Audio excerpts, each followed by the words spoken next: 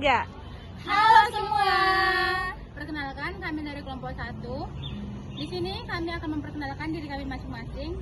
Perkenalkan, nama saya Selviana Anggreni Brutarigan. Perkenalkan, nama saya Meldia Sabrina Baru Purba. Dan nama saya Sormarita Lumbendal.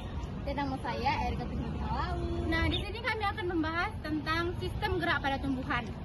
Apakah tumbuhan bisa bergerak? Jawabannya ya, tumbuhan bisa bergerak. Hanya saja tidak dapat berpindah tempat seperti hewan. Gerak tumbuhan terjadi sebagai respon terhadap rangsangan dari lingkungannya. Secara umum, gerak tumbuhan dibagi menjadi 2 golongan, yaitu golongan edonom atau gerak yang berasal dari dalam tumbuhan itu sendiri, dan gerak etionom atau gerak yang dihasilkan oleh rangsangan dari luar. Nah, materi ini akan dijelaskan oleh rekan-rekan saya. Baik, jadi saya di sini akan menjelaskan gerak edonom. Gerak edonom atau disebut juga gerak autonom adalah gerak yang tidak dipengaruhi rangsangan dari luar. Gerak ini berasal dari proses metabolisme di dalam sel tumbuhan. Contohnya, yang paling mudah diamati adalah aliran sitoplasma pada sel daun Hydrilla fertilizasa di dalam air.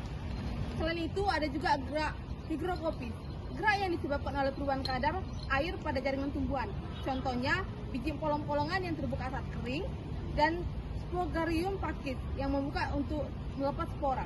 Ini bukan respon terhadap rangsangan luar, melainkan respon terhadap perubahan kelembapan.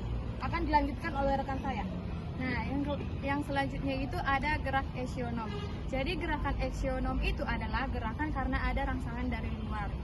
Nah, jadi gerakan eksionom itu dibagi lagi menjadi 3. Yang pertama itu ada atriopisme. Nah, di triopisme ini yaitu arah gerakannya itu mengikuti rangsangan. Nah, dia itu ada yang fototripisme yaitu menuju cahaya. Kemudian ada geotripisme dipengaruhi gravitasi. Kemudian ada hidrotipisme itu menuju air. Yang keempat itu ada tigmotripisme atau karena adanya sentuhan. Yang kemudian itu ada B yaitu nasti. Nasti ini tidak tergantung arah rangsangan. Dibagi lagi menjadi 3. Yang pertama itu ada seismonasti, yang itu karena sentuhan atau putri malu. Yang kedua itu ada niktinasti karena siang dan malam. Yang ketiga itu ada fotonasti karena adanya cahaya. Yang ketiga itu ada taksis. Taksis itu adalah gerak seluruh tubuh, biasanya itu seperti organisme kecil. Contohnya itu alga bergerak ke arah cahaya matahari. Selanjutnya akan dilanjutkan oleh rekan saya. Baik, saya akan menyimpulkan materi kita pada hari ini. Jadi, tumbuhan memang bergerak, hanya tidak berpindah tempat. Gerakan tumbuhan terbagi menjadi 1. Gerak edonom yang berasal dari dalam sel seperti aliran sitoplasma. Yang kedua, gerak higroskopi akibat perubahan akar air.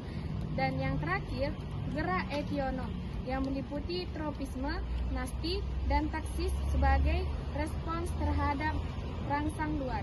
Memahami gerak tumbuhan sangat penting dalam dunia pertanian. Misalnya, kita bisa memanfaatkan fototropisme untuk mengoptimalkan arah tumbuhan tanaman.